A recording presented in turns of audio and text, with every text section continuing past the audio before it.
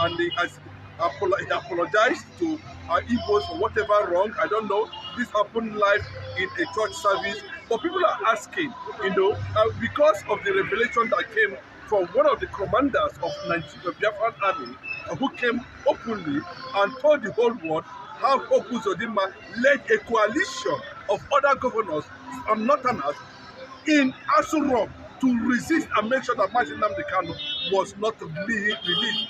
As when appropriate, that the release of Nnamdi Kanu is going to destroy a lot of them and render the Eastern politicians,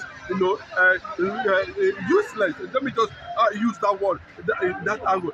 Remember, these people were able to disclose a lot of things that went underground that a lot of Biafrans do not know, that transpired when UZODINMMA was installed by the Fulanis as the governor of Imo State.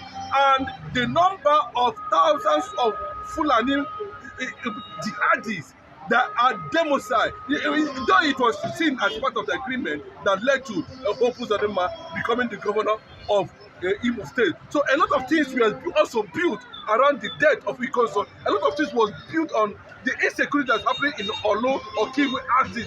We will also discover how Asari Dokubo, leveraged on the same source and unleashed killings, powered by Fulanis and those who are working with them as governors in the eastern part of the country. So these are the things that a lot of people are saying, that immediately the Biafran commander, disclosed what was going on and how UZODINMMA connived with 10 Fulani governors to meet in Abuja and stop whatever that's going to lead to Nnamdi Kanu's release.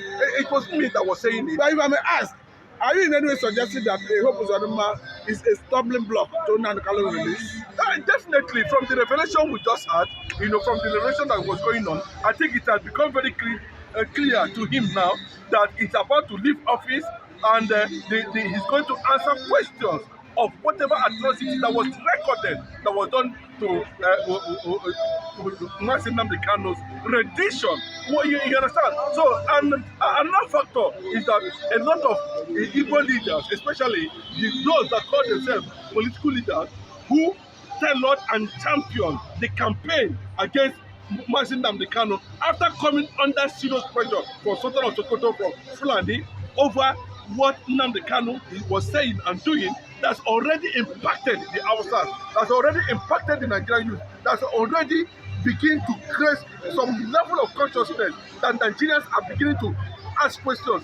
No doubt about that.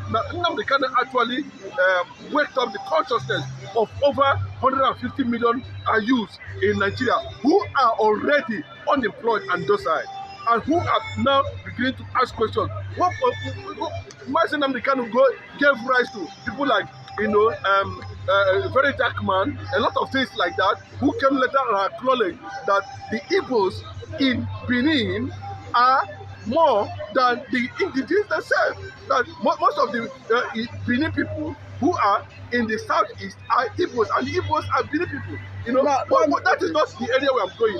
I'm trying to tell you that Nnamdi Kanu, through his message and campaign, was able to awaken a lot of consciousness, especially the youth. Now, let me bring this angle, because there's a great conversation currently in the media that if Nigeria had listened to Nnamdi Kanu, that all these incident killing, attack, wouldn't have been at this stage we are.